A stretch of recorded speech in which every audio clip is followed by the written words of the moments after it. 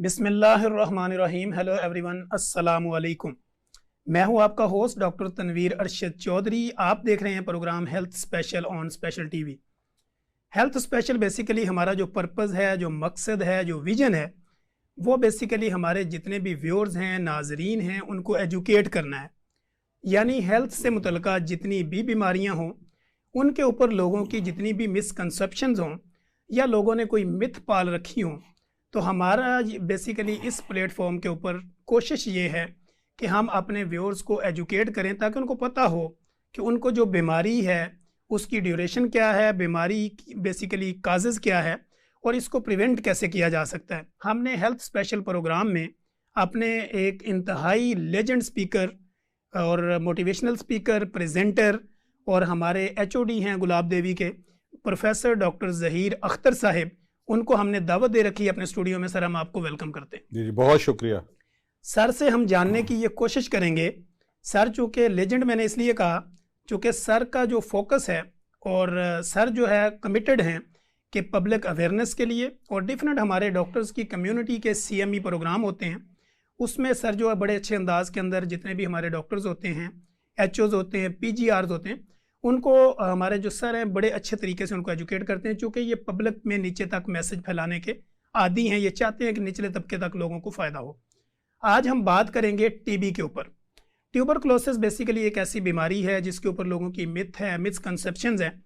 लोग ये समझते हैं कि सिर्फ खांसी आना ही TB है, या लोगों की ये मिसकंसेप्शन भी होती है कि TB की दवाई 3 महीने खानी है, 6 खानी है, 9 खानी है। या TB कौन कौन सी किस्म की हो सकती है।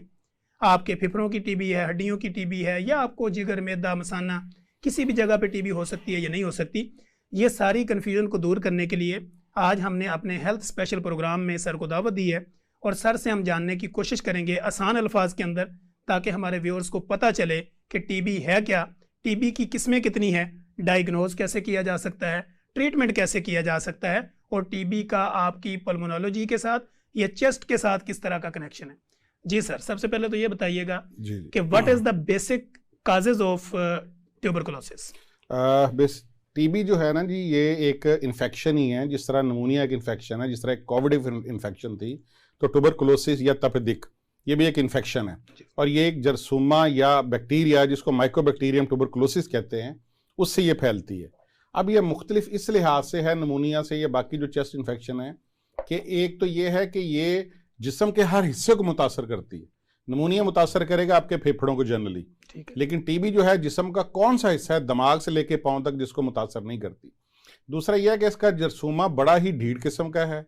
ये जब एक दफ़ा जिस्म में चला जाता है, अगर तो आपकी इम्यूनिटी क़ुव्वत मुदाफ़ियत बहुत तगड़ी है, अच्छी है, तो ये फिर हफ्ते नहीं, महीने नहीं, कई कई साल जो है अंदर पड़ा रहता है। वरना बाकी जितने भी जरासीम जाते हैं, अगर आप एंटीबायोटिक ना भी लें, आपकी बॉडी के अंदर इतनी क़ुव्वत मुदाफ़ियत होती है कि बॉडी उसको ख़त्म खुद कर सकती है। लेकिन TB का जरासीम अगर एक दफ़ा अंदर चला जाए, ये खुद नहीं मरता, ये सोया रहता है, कई कई महीने, कई कई साल सोया रहता है। और जो ही आपकी इम्यूनिटी कम हुई, इम्यूनिटी कम होने की या क़ुव्वत मुदाफ़ियत कम होने की बहुत सारी वजूहात हैं, जिनमें से एक तो है आपकी शुगर का हो जाना, अगर शुगर आपने कंट्रोल नहीं रखी। दूसरा है स्टीरॉयड की दवाइयाँ अगर आप किसी भी और वजह से ले रहे हैं या गलत ले रहे हैं। तीसरा यह है कि अगर आपका खाने पीने में, खुराक में मुनासिब खुराक नहीं है, जंक फूड्स हैं, आप अपनी नींद को है बेतरतीबा किया हुआ है और आप टाइम पे सोते नहीं है, ये सारी चीज़ें हैं जो आपकी क़ुव्वत मुदाफ़ियत को कम करती हैं। जब आपकी क़ुव्वत मुदाफ़ियत कम होती है तो ये जरसूमा फिर से हट जाता है, बच्चे पैदा करना शुरू कर देता है। और जिस्म के जिस हिस्से में भी हो, 85% ये फेफड़ों के अंदर ही होता है, लेकिन दिमाग में, आंखों में, गुर्दों में, अंतड़ियों में, जोड़ों में, हड्डियों में भी हो सकता है। तो वहाँ पे फिर ये ग्रो करता है और जब अपने बच्चे पैदा करना शुरू कर देता है तो वहाँ पे एक बीमारी कॉज कर देता है जिसको तपेदिक या ट्यूबरकुलोसिस कहते हैं। ठीक हो गया सर। नाजरीन, जैसे कि सर ने बड़े अच्छे तरीके से एक्सप्लेन किया कि तपेदिक, जो कि पहले आसान अल्फाज में लोग जानते थे, या हकीम इस लफ्ज़ को ज़्यादा इस्तेमाल करते हैं, या उर्दू में इसको तपेदिक कहा जाता है, TB भी कहा जाता है, ट्यूबरकुलोसिस हम दूसरे अल्फाज में कहते हैं। बेसिकली हम जब इस तरह का कोई प्रोग्राम कर रहे होते हैं तो हमारी नज़र ये होती है कि 25 करोड़ जो लोग हैं पाकिस्तान में रहते हैं, इसके अलावा बर-ए-आज़म एशिया का अगर हम खित्ते को देखें जहाँ पे उर्दू और हिंदी को समझा जाता है, तो हमारा ये प्लेटफॉर्म बेसिकली इसलिए होता है कि जितने भी व्यूअर्स जो हमें देख रहे हों या हमें सुन रहे हों, तो हम जब बात करें तो ये बात उनके दिलों में उतर जाए। उनको अपनी बीमारी में और अपनी सेहत को ठीक रखने के लिए जो नॉलेज है वो डिलीवर करना हमारा मकसद है। तो सर ने बड़े अच्छे तरीके से ये एक्सप्लेन किया कि टीबी बेसिकली क्या है। अब हम सर से ये जानने की कोशिश करेंगे कि किसी आम दूर दराज के इलाके में, देहात में, किसी जगह पर रहते हुए किसी ऐसे बंदे को कैसे पता चलेगा कि उसको टीबी के जरासीम हो रहे हैं या टीबी की कुछ अलामतें हो रही हैं। तो सर ये बताइएगा कि टीबी को आम जज करने के लिए आम आदमी के क्या सिम्टोमेटिक्स? जी, ये बहुत आसान और सादा सी बात है। अगर तो आपके घर में या आपके गिरदो नवा में आपको पता है कि टीबी का मरीज है, किसी भी अच्छे हॉस्पिटल से इलाज करवा और पता है कि वो टीबी का मरीज है घर में, और फिर आपको या किसी भी घर के फर्द को जो उसके राब्ते में है, उसके क्लोज कॉन्टैक्ट में है, उसको खांसी आना शुरू हो जाए जो कि 15 दिन से ज्यादा हो गया है, हल्का हल्का बुखार रह रहा है, खास तौर पे रात को ज्यादा होता है, और वजन कम होना शुरू हो गया है, खांसी का आना 15 दिन से ज्यादा, हल्का हल्का बुखार रहना और वजन का कम होना, और खांसी के साथ बलगम और बलगम के साथ खून भी आ सकता है। अगर कभी कभी, जरूरी नहीं है, 100 में से कुछ 15-20% लोगों को आता है, लेकिन अगर खून भी आ रहा है, बलगम आ रही है, खांसी है, वजन कम हो रहा है, बुखार, और बुखार शाम को ज्यादा होता है, और फिर घर में भी या करीबी एरिया में भी टीबी का मरीज था, तो बड़ा इम्कान है कि आपको भी ट्यूबरकुलोसिस, तो आपको फौरन करीबी किसी भी हॉस्पिटल या सेंटर से जाके अपने टीबी के टेस्ट करवाने चाहिए। ठीक हो गया। दूसरा नाजरीन के लिए यह है कि जब किसी को टीबी आपके ख़ानदान में हो जाए या आपके घर में किसी को टीबी है, यानी उसकी खांसी सर ने जैसे बताया कि 15 दिन से ऊपर होगी, साथ में बुखार भी रह रहा है, और शाम के टाइम में बुखार का हाई हो जाना, या बाज़ दफ़ा अगर आप ज़ोर से खांसी करते हैं तो बलगम के साथ ब्लड का आ जाना, या ड्राई कफ भी अगर प्रॉपर रहती है और वो प्रॉपर ठीक नहीं हो रही होती, तो उसके लिए आपने इन्वेस्टिगेशन करवानी अपने किसी भी करीबी डॉक्टर के पास, या जो भी आपका BHU लेवल है, THQ है, DHQ है, टर्सी केयर है, या इसके अलावा टीचिंग जितने भी हॉस्पिटल जो आपकी अफोर्डेबिलिटी में हो या आप उन पर रिलाई करते हो, या कोई भी आपका कंसल्टेंट हो जिसके पास जाके आप ये बातें अपनी डिस्कस कर सकते हैं। अब हम सर से ये जानने की कोशिश करेंगे कि अगर आपके ख़ानदान में किसी को टीबी है तो क्या उसके बर्तन, खाना पीना, उसकी बाकी चीज़ें आपसे अलग कर देनी चाहिए, उसका मेल जोल आपके साथ रखना चाहिए या नहीं रखना चाहिए? तो सर इसके ऊपर ज़रा एक्सप्लेन करें। नहीं, ये बहुत बड़ी मिथ है जो कि सदियों से हमारे लोगों में पाई जा रही है कि टीबी के मरीज को छूत का मरीज समझ के अलग कर दिया जाता है, उसके बर्तन अलग, कपड़े अलग, कमरा अलग हो जाता है, और जिसकी वजह से बेचारा डिप्रेशन का शिकार हो जाता है। कतन टीबी इकट्ठे बैठने से, इकट्ठे खाने से, बर्तन इस्तेमाल करने से नहीं फैलती। ये अगर फैलती है तो अगर आप किसी के करीब जाके छींकें, किसी के करीब जाके खांसी करें, और आपने मुंह के ऊपर कपड़ा नहीं रखा हुआ मरीज ने, या अगले ने मास्क नहीं पहना हुआ, तो फिर इम्कान है कि एक से छींकने से और खांसने से कि एक से दूसरे को टीबी के जरसूमे हवा में उड़ के छोटे छोटे जो नन्हे जर्रात हैं जिनको हम ड्रॉपलेट इन्फेक्शन कहते हैं, वो दूसरे के अंदर जा सकते हैं, वरना खाने पीने से, बर्तनों से ये बिल्कुल नहीं होती। दूसरी अहम बात, अगर एक, और ये सिर्फ टीबी जो है, अगर फेफड़ों की टीबी है, अगर जोड़ों की है, अगर फेफड़ों की झिल्ली के पानी की है, अगर अंतड़ियों की है, तो वो कतन एक से दूसरे को किसी भी सूरत नहीं फैलती। हाँ, अगर आपको फेफड़ों की भी टीबी है और लगने का चांस है, तो आप सिर्फ अगर 15 दिन लगातार दवाई इस्तेमाल कर लें तो आप नॉन इन्फेक्शियस हो जाते हो। तो लिहाजा जो दूसरों को टीबी फैलाने की वजह बन सकते हैं आप, वो भी 15 दिन के बाद खत्म हो जाती है। 15 दिन के बाद खत्म हो जाती है। अच्छा सर से हम दूसरी बात ये जानने की कोशिश करेंगे। नाजरीन आप फोकस रहिएगा, ये जो हेल्थ स्पेशल प्रोग्राम में आज हमने जिस लेजेंड प्रोफेसर को बुलाया है, ये बेसिकली हमारे कॉलीग भी, प्रोफेसर भी और बेस्ट फ्रेंड भी हैं, और हम इनके साथ बड़ी लाइटली माहौल के अंदर आपके लिए ऐसी ऐसी चीज़ें निकलवाएंगे जो आपने डिफरेंट जगह पे फिजिशियन या किसी पल्मोनोलॉजिस्ट या चेस्ट स्पेशलिस्ट से ये बातें नहीं सुनी होगी। हम आसान अल्फाज में आपको इस तरह का एजुकेट कर देंगे कि आपके गली मोहल्ले में एक क्वाइक जो बैठा होगा उससे कहीं ज़्यादा नॉलेजेबल आप होंगे। बेसिकली ये जो प्रोग्राम है हमारा हेल्थ स्पेशल, ये करने का मकसद भी यही है, चूँकि क्वाइकरी बहुत ज़्यादा है हमारे मुल्क के अंदर या खित्ते के अंदर, तो जहाँ पे जाके पेशेंट जो है वो मिस मैनेज होता है, और जब उसकी बीमारी एक पीक पे पहुँच जाती है तो फिर वो किसी भी हॉस्पिटल तक पहुँचता है, तो जो उसका गोल्डन पीरियड होता है वो बेसिकली आप लोग ज़ाया कर देते हैं। तो हमारे इस तरह के वीलॉग करने का मकसद जो है वो आपको वेल अवेयर करना है, वेल एजुकेट करना है। तो सर से हम ये पूछेंगे कि सर फर्स्ट में जैसे ही टीबी होती है, टीबी का नाम सुनते ही लोग एक तो बहुत डर जाते हैं। चूँकि मैं खुद एक प्रैक्टिशनर भी हूँ, क्लिनिशियन भी हूँ, तो हमारे क्लिनिकल ट्रायल में भी हमने देखा जब किसी को ये कहते हैं ना कि अभी आपको टीबी है, तो एक दफ़ा वो हाथ पाँव छोड़ जाता है। टीबी है यानी वो टीबी के डर, जिस तरह लोगों को ये पता चलता है कि कैंसर है और वो घबरा जाते हैं। तो आप हमारे व्यूअर्स को सर ये बताएं कि टीबी जो है वो बेसिकली कितनी ख़तरनाक है, रिकवरेबल है, लाइलाज है या इलाज किया जा सकता है? डॉक्टर तनवीर, 100% मेरे लफ्ज़ पे ये जोर दे के मैं कहना चाहूँगा जी सर, टीबी 100% काबिल इलाज है। 100% काबिल इलाज है। ये ऐसे ही है जैसे कोई इन्फेक्शन हो गई, जी सर, जिस तरह निमोनिया हो गया, जिस तरह टाइफाइड हो गया और उसकी एंटीबायोटिक आप लेते हो, जी जी इसका सिर्फ और बाकी इन्फेक्शन में फर्क ये है कि इसकी जो आपका इलाज है वो जरा लंबा है, 6 माह का इलाज है, ठीक है। वरना ये 100% काबिल इलाज है। शर्त क्या है कि आज का प्रोग्राम अगर देखें हमारे नाजरीन, इसको जल्दी शक और जल्दी पकड़ने की पोजीशन में अगर आ गए कि 15-20 दिन में अगर हुए तो फिर इसका मतलब है कि आपका भी 1% भी फेफड़ा जाया नहीं हुआ। हत्ता कि अगर एक महीना भी गुजर गया है तो आपके कोई 2% फेफड़े भी जाया नहीं हुए और आपने अपने टेस्ट करवा लिए मुतलका डॉक्टर से। और आजकल जो है इस पर हम अलहदा से बात करेंगे कि फ्री, हर चीज फ्री अवेलेबल है टीबी की, तो उसमें अगर उसने टेस्ट करवा ली और दवाई शुरू कर दी तो ये 100% काबिल इलाज है। और इसमें बिल्कुल कतई डरने की, घबराने की, परेशान होने की जरूरत नहीं है कि एक दफा टीबी लगी तो शायद हमेशा के लिए या मौत का दूसरा नाम टीबी है। बिल्कुल ऐसी बात नहीं है। ये तब था आज से 50-100 साल पहले जब इसकी दवाइयां नहीं थी। आजकल तो इतनी अच्छी अच्छी दवाइयां आ गई हैं, तो जिस तरह टाइफाइड या निमोनिया ठीक हो जाता है इस तरह टीबी भी 100% ठीक हो जाती है। सर से हम नाज़रीन ये जानने की कोशिश भी करेंगे, सर ने बड़े अच्छे तरीके से एक्सप्लेन किया कि 100% जो है ये काबिल इलाज बीमारी है, लिहाजा इसके ऊपर आप किसी भी जगह पे नीम हकीम, जितने भी हकीम होते हैं जो आपको डिफरेंट किस्म के अरक और फकियों पे लगा के आपका गोल्डन पीरियड ज़ाया कर देते हैं बीमारी का, तो सर का कहने का मकसद ये है कि ये 100% काबिल इलाज बीमारी है। और जब भी आपको इस तरह कोई भी अपनी बॉडी के अंदर सिम्टोमेटिकली चेंजिंग नज़र आए तो फौरी तौर पे अपने कंसल्टेंट के साथ प्रॉपर कंसल्ट करें, जो भी आपका रिलायबल है, जो भी आपके नज़दीक डॉक्टर है या कोई हॉस्पिटल है या कोई टीबी सेंटर है। तो वहाँ पे जब आप डायग्नोज इसको सही टाइम पे कर लेंगे तो आपके जो फेफड़े हैं, जो लंग्स हैं, ये बेसिकली मलमल के कपड़े की तरह का सिस्टम होता है अंदर, लेकिन अगर ये ज़ाया होने से बचाना है तो ऑन द टाइम आपको प्रॉपर इन्वेस्टिगेशन करवानी है और प्रॉपर टीबी सेंटर पे जाना है।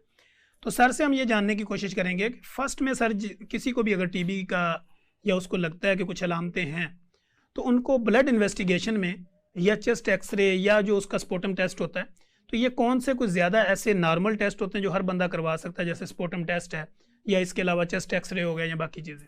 अब देखें, डिपेंड करता है किस हिस्से की टीबी है। जैसे मैंने कहा ना जी कि 85% फेफड़ों की टीबी होती है।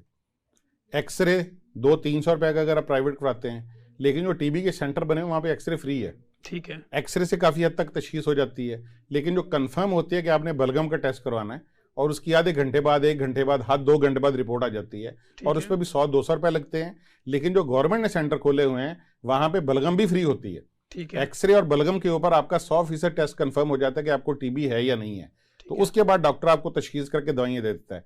हाँ, बाज़ का कुछ ऐसे होते हैं, कुछ कॉम्प्लिकेटेड केसेस हों जो कि 10% से ज़्यादा नहीं होते, कि जिस पे आपको बाकी बड़े सेंटरों पे भेज के, जैसे गुलाब देवी है जहाँ पे टीबी से मुतल्लिका दुनिया का हर टेस्ट होता है, वहाँ से भिजवा के फिर आपको टेस्ट करवाने पड़ते हैं। खास तौर पे अगर कुछ ऐसे हिस्सों की टीबी है, जैसे अंतड़ियों की टीबी है, वहाँ तक पहुँचना ज़रा मुश्किल है, तो वहाँ पे फिर छोटी सी सर्जरी करके जिस हिस्से को इन्वॉल्व है उसका पीस लेके बायोप्सी करवा के करवाना पड़ता है। या दिमाग के हिस्से की टीबी है तो उसमें फिर सीटी स्कैन वगैरह करवाने पड़ते हैं।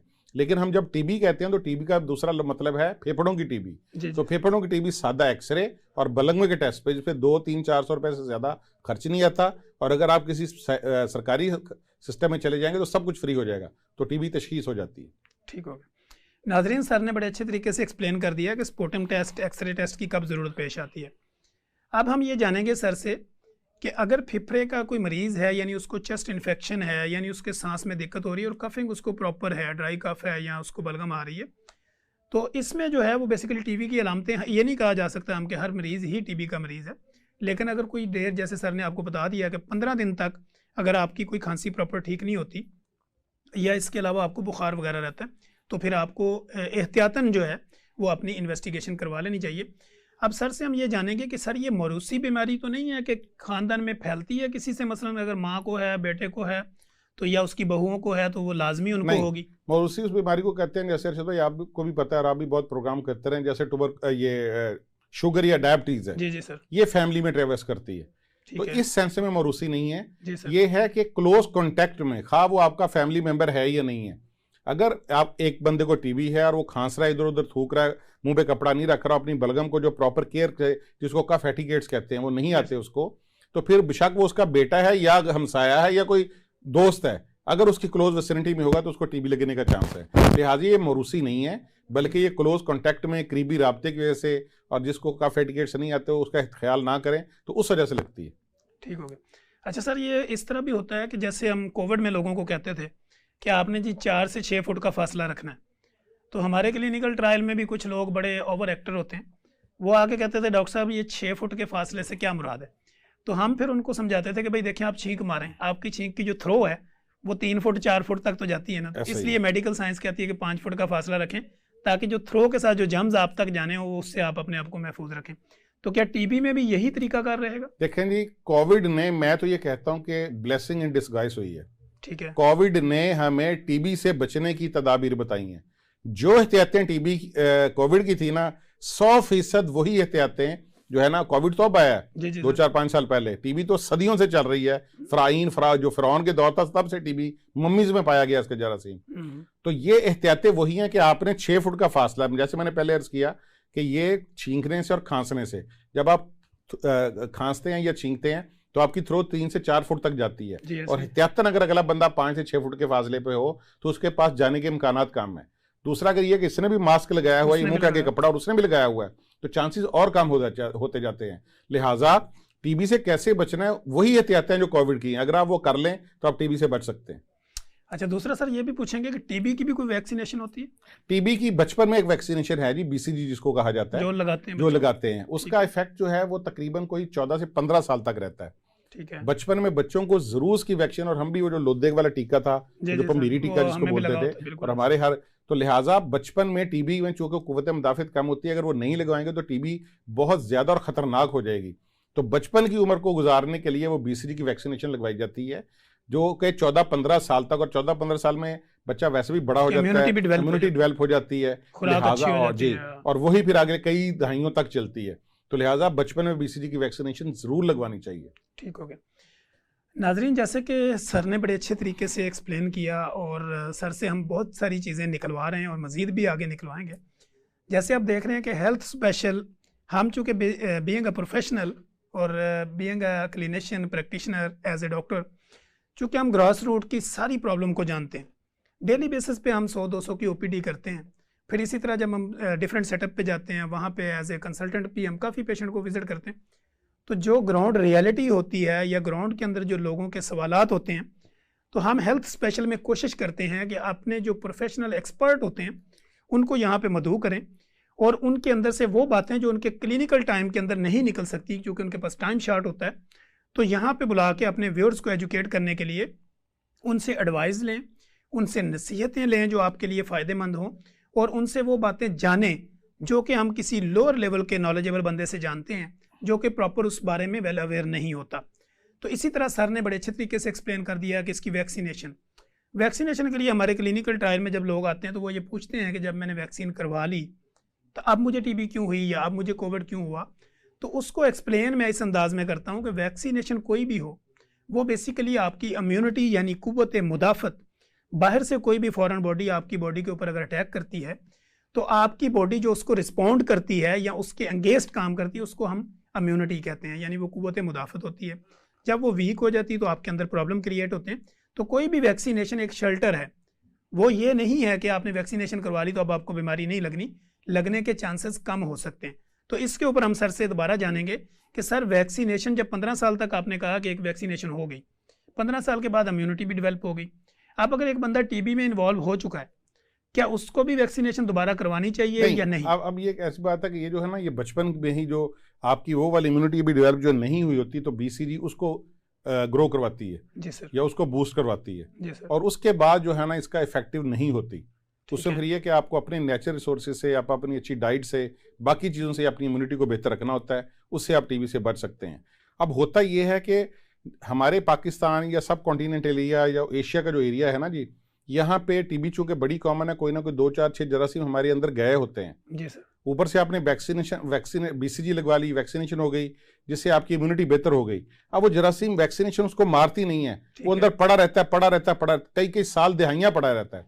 जो ही आपकी इम्यूनिटी कम हुई, ओल्ड एज की वजह से, अच्छी खुराक ना खाने की वजह से, शुगर की वजह से, स्टीरॉयड की वजह से या और कोई कीमोथेरेपी दवाइयां उसकी वजह से, जो ही इम्यूनिटी कम हुई तो वो जो 30 साल पहले जरासीम गया था वो दोबारा एक्टिव हो जाएगा। लिहाजा जरूरी है कि आप अपनी इम्यूनिटी का ख्याल रखें, और उस इम्यूनिटी की बेहतरी के लिए जरूरी है, अगर शुगर है उसको कंट्रोल रखें, आप अपनी नींद पूरी करें, थोड़ा सा टाइम धूप में मौसम के हिसाब से जरूर गुजारें, और आप अपनी डाइट का बहुत अच्छा ख्याल रखें। जी नाजरीन, यहाँ पे हम लेंगे एक ब्रेक। हेल्थ स्पेशल के साथ जुड़े रहिएगा और ब्रेक के बाद हम सर से और बहुत सारी चीज़ें जानेंगे कि आप क्या खा सकते हैं, क्या नहीं खा सकते, या टीबी वाला मरीज़ जो है वो प्रॉपर एक्टिविटी कर सकता है जिस तरह आम लोग करते हैं। तो जुड़े रहिए हेल्थ स्पेशल के साथ, हम हाजिर होते हैं एक ब्रेक के बाद।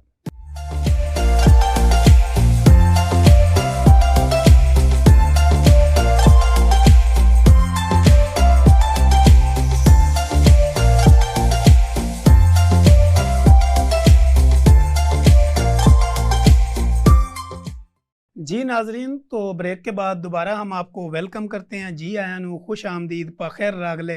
तो सर हमारे पास मौजूद हैं और ये ब्लेसिंग है कि आज सर को मैंने कल ही इनवाइट किया और सर ने इसको कंफर्म किया और आपको वेल एजुकेट करने के लिए अपनी जो टीबी के मुतल्लिका, चेस्ट के मुतल्लिका या पल्मोनोलॉजी के मुतल्लिका जितने भी आपके फेफड़ों के मुतल्लिका मसाइल हैं या आपकी बॉडी में टीबी की अक़साम के मुतल्लिका जितनी भी आपकी क्यूरीज़ हैं, तो इसको मद्देनज़र रखते हुए हमने हेल्थ स्पेशल स्टूडियो में जिस शख्सियत को दावत दे रखी है वो हमारे लेजेंड स्पीकर हैं और लेजेंड प्रेजेंटर हैं और मोटिवेशनल स्पीकर भी हैं। तो प्रोफेसर ज़हीर अख्तर साहब हमारे साथ तशरीफ़ रखते हैं और मौजूद हैं। और ब्रेक से जाने से पहले भी हमने काफ़ी एक्सप्लेनेशन की, काफ़ी बातों को हमने प्रॉपर तरीके से अपने लोगों के लिए आसान अल्फाज में बयान किया। अब हम सर से ये जानने की कोशिश करेंगे, क्या टीबी वाला मरीज़ सर चावल खा सकता है? टीबी वाला मरीज बिल्कुल चावल खा सकता है। किस तरह के? Clear and straight forward. गुड़ वाले चावल खा सकता है, फुल्का चावल खा सकता है, पुलाव चावल खा सकता है, सिंधी बिरयानी खा सकता है, हर तरह के चावल वो खा सकता है। ठीक हो गया सर। बल्कि चावल के बने अंदरसे भी खा सकता है। अंदरसे भी खा सकता है। यानी कि इससे बड़ी खुल के क्या बात करें कि टीबी में ये वाहिद बीमारी है जिसमें ज्यादा खाना होता है। बाकी बीमारियों में हम रोकते हैं, ठीक है, लेकिन ये चूंकि इसमें कंजप्शन होती है, टीबी का मतलब ही फतीसिस है कि आपकी बॉडी खाई जाती है, तो इसको आपने अच्छी खुराक आके, नाजरीन मैं डायरेक्ट अब आपसे मुखातिब हूँ कि आप में इसमें किसी किस्म का कोई परहेज नहीं है, कोई रेशे वाली, कोई बादी वाली चीज़, कोई केला, कोई दूध, किसी किस्म का कोई परहेज नहीं है, बल्कि हाई प्रोटीन डाइट जिसमें गोश्त है, जिसमें अंडा है, जिसमें दूध है, मौसम के हिसाब से आजकल सूप और यखनी है, ये ज़्यादा से ज़्यादा लें क्योंकि इसमें वज़न कम होता है। अगर आप प्रोटीन डाइट लेंगे ज़्यादा तो आप अपना वज़न बढ़ाना है और जहाँ से वज़न आपका कम होना शुरू हुआ था उस तक आपने दोबारा लेके जाना है। सर इसमें कोई हार्मोनल टेस्ट का भी कोई रोल होता है टीबी में, हार्मोन डायग्नोज करने में? नहीं, एज सच इसका कोई नहीं है जी, क्योंकि जहां पे भी जरासीम होगा ना, आपको होता है कि डायरेक्ट आपने माइक्रोस्कोपी पे जरासीम देखना होता है। ठीक है। और हमें ये एक बहुत आसानी है कि स्पूटम के अंदर जरासीम सिर्फ 100 रुपए या 200 रुपए लगा के नजर आ जाता है। ठीक है। 75% अगर आपका टेक्नीशियन अच्छा है और आपकी टेक्निक अच्छी है तो 75% चांस होते हैं कि वो जरासीम आपको नजर आ जाएगा। इसमें बहुत सारे और टेस्ट हैं जिनको आप इम्यूनिटी बेस्ड टेस्ट कहते हैं, जैसे एग्रा हो गया, गोल्ड, हाँ जी होगा, एग्रा हो गया, माइक्रो गोल्ड हो गया, माइक्रो डॉट हो गया जी सर। ये बेसिकली नई और पुरानी इन्फेक्शन में डिफरेंशिएट नहीं करते। एक पेशेंट जिसको कभी टीबी हुई थी या 2-4-6 जरासीम गए, जैसे अब मैं गुलाब देव में काम करता हूँ, तो मुमकिन नहीं है कि मेरे अंदर मरीजों, मैंने 20 साल 25 साल से काम कर रहा हूँ, मेरे अंदर जरासीम ना गए हों। अगर मैं आज आपको जो आपके हार्मोन वाला टेस्ट या एंजाइम वाला टेस्ट कहूँ या आगरा करवाना चाहूँ या माइक्रो डॉट करवाना चाहूँ तो मेरा भी पॉजिटिव आ जाएगा, लेकिन इसका ये मतलब नहीं है कि मुझे बीमारी और मुझे दवाई लेनी है।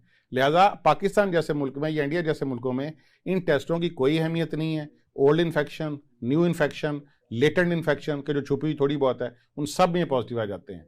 बीमारी तभी होगी अगर आपको बुखार है, वजन कम हो रहा है, खांसी है और एक्सरे पे या बलगम के अंदर जरासीम नजर आया, फिर आपने इलाज करवाना है।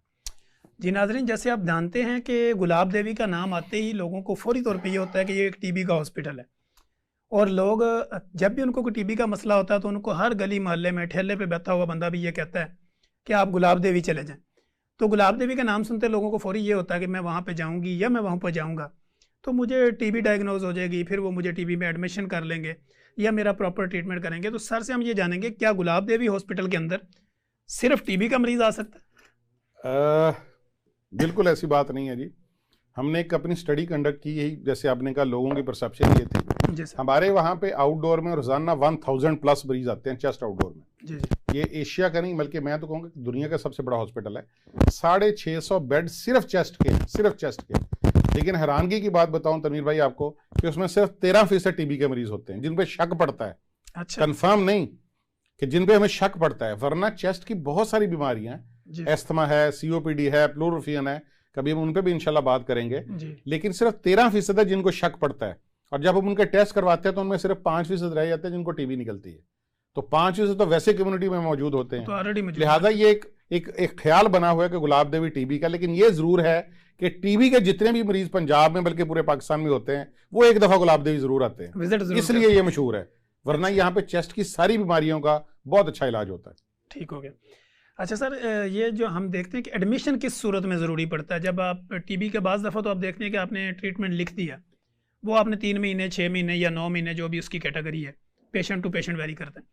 एडमिशन की कब ज़रूरत पड़ती है जब पेशेंट को हम दाखिल करते हैं? इसमें बहुत ही टची और बहुत सेंसिटिव सवाल है।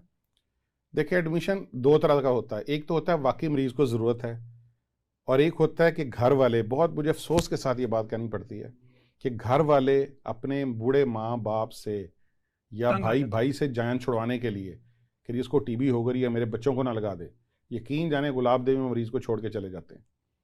ठीक है ना, वो समझते हैं कि इसको दाखिले की जरूरत है, हालांकि हमें पता कि दाखिले की जरूरत, WHO ये कहता है कि टीबी कम्युनिटी बेस्ड प्रोग्राम है, ये घर में रह के इसका इलाज होना चाहिए एहतियात के साथ। अगर 15 दिन दवाई खा ली तो फिर तो बिल्कुल दूसरे को नहीं लगता। इसमें दाखिले की जरूरत कब पड़ती है? अगर आपको खून बहुत ज्यादा आ रहा है, अगर कोई थोड़ा बहुत लग के बलगम के साथ आ रहा है उस पर जरूरत नहीं है। लेकिन अगर एक वक्त में 100 ml 200 ml निकल आया, एक पाव के करीब या एक प्याली के करीब निकल आया, तो फिर दाखिले की जरूरत है। टीबी की वजह से बाद का फेफड़ा फट जाता है, जिसको नीमोथोरैक्स बोला जाता है, उसमें फिर हमें ऑपरेशन करके ट्यूब डालनी पड़ती है। ये भी 1-2% मरीजों में सिर्फ होता है, तब दाखिले की जरूरत है। टीबी की वजह से अगर एब्सेस बन गई है, एम्पाइमा के पस पड़ गई है और पूरा फेफड़ा पस से भर गया है, तब दाखिले की जरूरत है। ये 3 सूरतें हैं सिर्फ, कि जब खून बहुत ज्यादा है, जब फेफड़ा फट के नीमोथोरैक्स हो जाए, और जब पस पड़ के एम्पाइमा हो जाए। तो ये डॉक्टर डिसाइड करता है, और ये मैं फिर बताऊं कि 100 में से 5-7 मरीज से ज्यादा ऐसे नहीं होते, बाकी 95% का इलाज घर में रह के होता है। लेकिन गुलाब देवी में आके लोग हमें मिन्नत, तरला, रिक्वेस्ट और पता नहीं क्या क्या करते हैं, और असल पीछे वजह क्या होती है कि वो ये जान छुड़ाना चाह रहे होते हैं अपने प्यारों से कि किसी तरीके से हमसे दूर हो जाए ताकि हमारे घर के बच्चों को ना लगे। ये बिल्कुल कॉन्सेप्ट बहुत अच्छा किया आपने, ये प्रोग्राम, सोशल प्रोग्राम मैं कहता हूँ डॉक्टर से ज़्यादा या स्पेशल हेल्थ से ज़्यादा, कि ये खुदा के वास्ते ये इन्फेक्शन है, अगर आप एहतियात कर लें तो बिल्कुल घर वालों को दूर करने की और दूर फेंकने की जरूरत नहीं है। 100% काबिल इलाज है और मरीज बिल्कुल ठीक हो जाता है। ठीक हो गया। नाजरीन, आपने देखा कि सर ने बड़े अच्छे तरीके से इसको एक्सप्लेन कर दिया कि बेसिकली जैसे हम देखते हैं कि केयर टेकर के वीज़े आते हैं डिफरेंट कंट्रीज़ के अंदर, चूँकि वो लोग जो अपने वालदैन को, अपने बड़ों को, बुज़ुर्गों को, दोस्तों को, या अपनी कम्युनिटी में किसी भी ऐसे वेल जो एजुकेट लोग नहीं होते या पुअर लोग हैं, तो उनको प्रॉपर जो है वो वहाँ पे टीबी की वजह से या तो जॉब से निकाल देते हैं या अपने घर से निकाल देते हैं या उनकी केयर नहीं करते। तो ये बेसिकली बदकिस्मती है, चूँकि बीइंग अ मुस्लिम या किसी भी दुनिया के मज़हब की अगर मैं बात करूँ तो दुनिया का कोई भी मज़हब इखलाकी तौर पे किसी मरीज़ से आपको नफ़रत नहीं सिखाता। तो दुनिया में हमने चूँकि ट्रैवल किया, मैंने दुनिया बहुत ट्रैवल की है, और बेसिकली हम देखते रहते हैं इंटरनेशनल जितनी भी कम्युनिटीज़ होती हैं उनके साथ काम करते हैं, तो होता क्या है कि वहाँ पे इंसानों की कदर होती है, इंसानों का एहतराम होता है, बल्कि जानवरों की भी कदर होती है। हमारे बेसिकली जी यहाँ पे पूरे बर-ए-आज़म अगर हम एशिया की बात करें तो 5 से 10% लोग ऐसे हैं जो नफ़रत करते हैं अपने वालिदैन से भी और अपने अजीज़ो अकारब से भी, या तो गरीब होने की वजह से या बीमार होने की वजह से।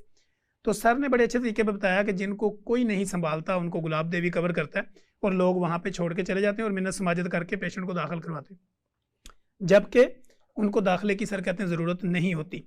अब हम सर से ये जानेंगे कि टीबी के जब हम बेसिक टेस्ट करवा लेते हैं, टीबी डायग्नोज हो जाती है, फिर भी लोग हमारे क्लिनिकल ट्रायल में आके कहते हैं कि मुझे MRI रिकमेंड कर दें या मुझे कोई डिजिटल ऐसी मशीन में से गुजारें, मैं देख लूँ कि मैंने दवाई 3 महीने खा ली है या मैंने 4 महीने खा ली, अगर मेरा जम्स ख़त्म हो गया तो मैं दवाई यहाँ पे ब्रेक कर दूँ, या कुछ लोग इवन ब्रेक कर भी देते हैं, तो बार बार उनको टीबी होता रहता है। तो सर इसके ऊपर ज़रा रोशनी डालें कि MRI की भी ज़रूरत पड़ती है, डिजिटल एक्सरे और सादा एक्सरे में क्या फ़र्क है, या इसका ब्लड टेस्ट कौन सा ज़रूरी है? लेकिन ये गुलाब देवी हॉस्पिटल एशिया के नहीं दुनिया का सबसे बड़ा हॉस्पिटल है जी सर, और दुनिया जान की हर तरह की टीबी का इलाज होता है।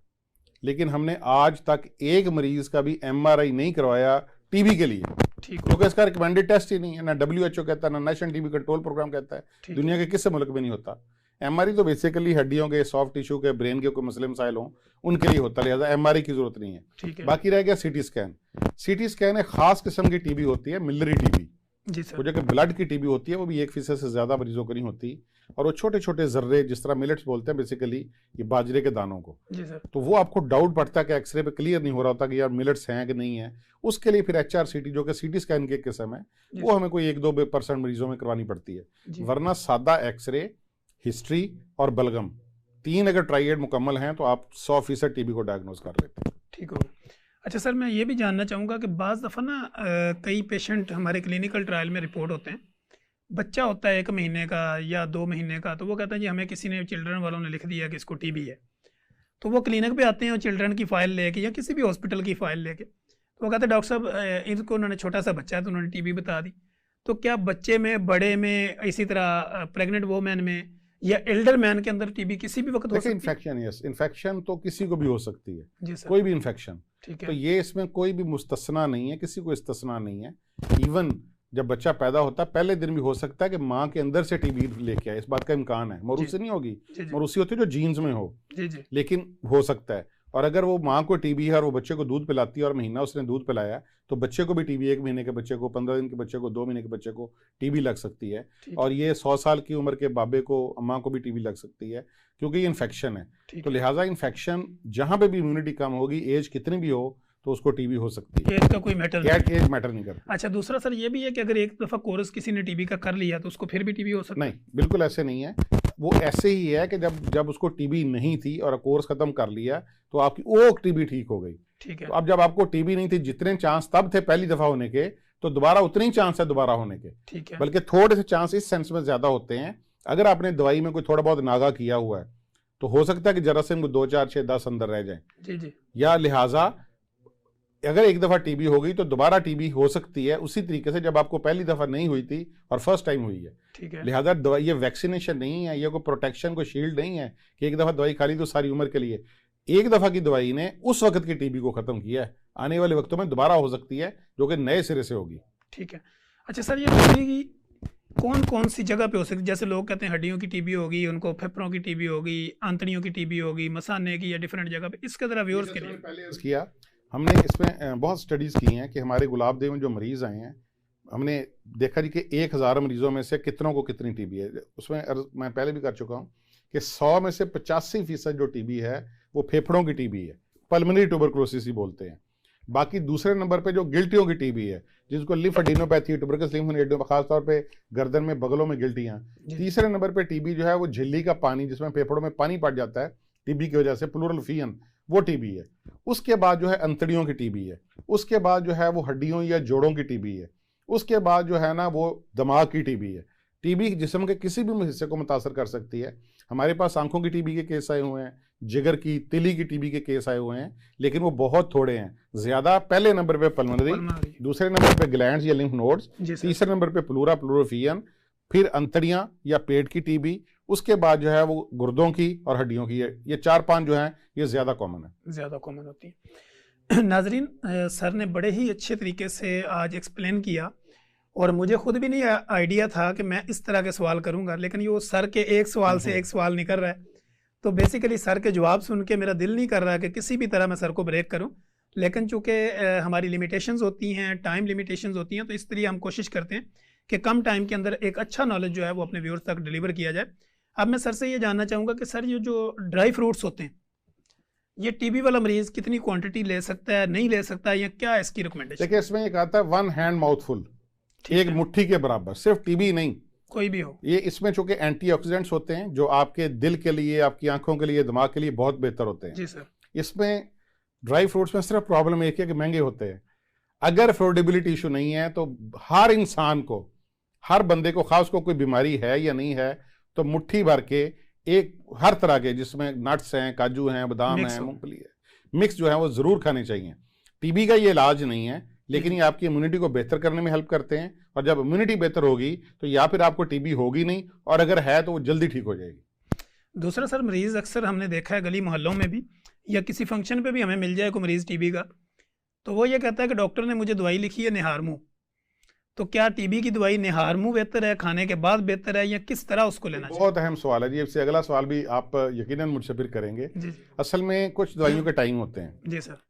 शुगर पे आप माशाल्लाह खुद माहिर हैं, शुगर का करते हैं, तो इंसुलिन जो है वो खाने से पहले ही लगती है। जी बिल्कुल। दवाई के गर्म होने का या ठंडे होने का कोई चक्कर नहीं है। जी जी। अब कुछ दवाइयां हैं कि जो खाली पेट हो तो जल्दी जज़ब होती हैं और खून में शामिल होती हैं, और अगर वो खुराक के साथ शामिल हो जाए तो फिर उनका जो है वो जज़ब और हजम नहीं होती। तो लिहाजा टीबी की दवाई में इसमें कोई दूसरी राय नहीं है कि ये हमेशा खाली पेट ही लेनी चाहिए। कि दवाई कोई गर्म ठंडी नहीं होती। अब इस दवाई का एक कलर होता है जो कि पिंक या ऑरेंज कलर होता है, वो लाजमी तौर पे पेशाब में आना ही आना, मैं पहले ही बता दूं। मरीज ये समझता है, अगर उसको ना समझ आई गई हो ये बात, मरीज ये समझता है कि गर्मी हो गई है और मेरे जी गुर्दों से ब्लड आना शुरू हो गया है और वो दवाई छोड़ देता है। लिहाजा मैं अपने डॉक्टर्स भाइयों को भी ये जरूर इल्तमास करूंगा कि जब यह मरीज को दवाई शुरू करें तो शुरू करने के साथ ये जरूर बताएं कि इससे आपके पेशाब का रंग लाल होगा, इसका मतलब यह है कि दवाई आपकी बॉडी में पहुंच गई है और अब इसने अपना असर शुरू कर दिया है। लिहाजा इस पर डरने की कोई बात नहीं, बल्कि इस पर शुक्र करें कि बॉडी दवाई पे असर कर रही है। हाँ, अगर आप नहीं बताएंगे तो मरीज चूंकि नहीं पता होता उनको हेल्थ का, तो ये समझते हैं कि खून आने शुरू हो गया, दवाई गर्म है, मुझे गर्मी हो गई है, और वह दवाई छोड़ देता है, जिससे ज़्यादा नुकसान हो जाता है। लिहाजा जो डॉक्टर तनवीर आपने पूछा, तो ये दवाई निहार मुँह ही खाना चाहिए और उसके आधे घंटे बाद खुराक खानी चाहिए। जी नाज़रीन, जैसे सर ने आपको बड़े अच्छे तरीके से एक्सप्लेन किया, मैंने पहले भी ये कहा था कि सर चूँकि एक मोटिवेशनल स्पीकर भी हैं और डॉक्टरों को पढ़ाते भी हैं, हम खुद सर के साथ डिफरेंट प्रोग्राम्स में भी होते हैं, तो सर का वे ऑफ टॉकिंग जो है वो बहुत ही लाइटली होता है, पोलाइटली होता है, बड़े अच्छे अंदाज में सर जो है वो एजुकेट करने की कोशिश करते हैं। और इसके साथ साथ सर की चूँकि शेर व शायरी भी बड़ी होती है, डिफरेंट प्रोग्राम्स को जैसे होता है ना कि उसको प्रॉपर मोटिवेशन देने के लिए, या जितने भी हमारे देखने वाले या स्टूडेंट होते हैं, या इवन जितने भी हमारे, जब हम प्रेजेंट कर रहे होते हैं किसी चीज़ को, तो जो लोग हमारे साथ एंगेज होते हैं, सुन रहे होते हैं, तो सर उनको बड़े अच्छे तरीके से अपने साथ इन्वॉल्व रखते हैं। ये बेसिकली एक फ़न होता है। जैसे प्राइवेट प्रैक्टिस है, तो हम अक्सर अपने कोलीग्स को कहते हैं कि प्राइवेट प्रैक्टिस एक आर्ट है, क्योंकि आपने पेशेंट को काउंसिल करना होता है। 78% आपका साइकोलॉजिकल ट्रीटमेंट होता है, 22% मेडिकेशन होती है, क्योंकि मेडिकेशन तो पता है कि ये देनी है। अब 78% हमें उसको साइकोलॉजिकली तैयार करना पड़ता है पेशेंट को कि ये दवाई हमने देनी है, इसकी ड्यूरेशन ये होगी और इसके इफ़ेक्ट ये होंगे, और आप ये लेंगे तो आपको इसका क्या फ़ायदा होगा। तो सर ने बड़े अच्छे अंदाज में आपको ये बता दिया कि टीबी की दवाइयाँ, क्योंकि अमूमन हमारे क्लिनिकल ट्रायल में ऐसे होता है, किसी भी आप कम पढ़े लिखे डॉक्टर के पास या किसी नॉन क्वालिफाइड बंदे के पास चले जाएं और उसको ये बताएं कि मैंने टीबी की दवाई कल खाई है और आज मेरे पेशाब का कलर चेंज हो गया, तो वो कहेगा तो दवाई बंद कर दो, चूँकि लगता है कि तुम्हारे मसाने में कोई इन्फेक्शन हो गया, क्योंकि वो वेल अवेयर नहीं है, वो जानता नहीं है कि टीबी का जो है वो मैकेनिज्म ऑफ एक्शन क्या है इस दवाइयों का। तो जब तक वो इस चीज़ को नहीं समझ रहा होगा, तो बेसिकली ये हेल्थ स्पेशल प्रोग्राम अपने व्यूअर्स को एजुकेट करता है। तो सर से मैं अगला सवाल ये करूँगा कि सर टीबी के ऊपर भी हमने बात कर ली और काफ़ी अच्छे तरीके से हमने बात कर ली। सर चूँकि डायबिटोलॉजिस्ट भी हैं, पल्मोनोलॉजिस्ट भी हैं, फिजिशियन भी हैं, तो सर का एक्सपीरियंस है हर तरह की कैटेगरी के मरीज़ों को डील करने का। सर बेसिकली हमने देखा बच्चों को जब खांसी वगैरह होती है घरों में, तो लोगों ने डिफरेंट किस्म के सिरप रखे होते हैं, लोगों को चंद एक नाम मशहूर होते हैं। चूँकि हम प्रोग्राम के इस प्रोग्राम के अंदर किसी ब्रांड का नाम नहीं ले सकते, तो हम ये समझते हैं कि एंटी एलर्जिक है या कोई एंटी कफ है, पायरेटिक है, लोग खुद से ही उसकी डोज शुरू कर देते हैं। क्या टीबी की दवाई भी सेल्फ मेडिकेशन की जा सकती? बिल्कुल भी नहीं। पहले मैं बात है कि इसकी तशखीस सिर्फ एक माहिर डॉक्टर ही कर सकता है। हो सकता है कि आपको सिंपल फ्लू, टॉन्सिलाइटिस, रेंजाइटिस के जैसे कफ हो और आप ये समझ के कि मुझे टीबी है, टीबी की दवाई खा लें। लिहाजा टीबी की तशखीस माहिर अमराज़ टीबी या जैसे आप जैसे माशाल्लाह काबिल डॉक्टर हैं उनसे करवाना पहले बहुत ज़रूरी है। इसकी तो सवाल ही पैदा नहीं होता कि सेल्फ मेडिकेशन हो, बिकॉज एक रेजिस्टेंट टीबी भी है जो कि बहुत ख़तरनाक बीमारी है। अगर आपने दवाई गलत खा ली, मकदार कम में खा ली, अभी आप जो इसके पूछ भी रहे थे कि सर कुछ मरीज़ आते हैं वो 2 गोलियां खाते हैं, कुछ वो 3 खाते हैं, इसका क्या ताल्लुक है, क्या चक्कर है? ये मैं आपको बात बता दूं। पहली बात तो यह है कि ये गोली बड़ी होती है, इसमें चूँकि टीबी का जरासीम बड़ा ढीठ जरासीम है। मैंने आपने अपनी माइक्रोबायोलॉजी के सब्जेक्ट में तकरीबन कोई 110 बैक्टीरिया पढ़े हैं, उनमें से सबसे खतरनाक ढीठ बैक्टीरिया जो है ना वो टीबी का है, कि जिसको एक वक्त में चारों तरफ से हमला करने की जरूरत है। 4 दवाइयां एक गोली में शामिल होती हैं, ठीक है। और फिर ये गोलियां जो हैं वो वजन के हिसाब से दी जाती हैं।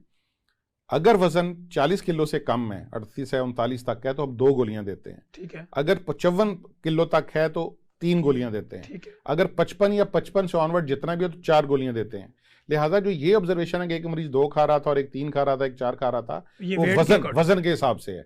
लिहाजा ये जरूरी है कि मरीज जिसको 4 बनती है उसने 4 ही खानी है, वो 3 खाएगा तो नुकसान में रहेगा, और अगर 4 वाला 2 खा लेगा और 2 वाला 4 खा लेगा तब भी नुकसान में रहेगा। लिहाजा ये जो टेक्निकल पॉइंट है ये एक माहिर डॉक्टर ही बता सकता है जो टीबी को डील करने का जानता है। नंबर 1।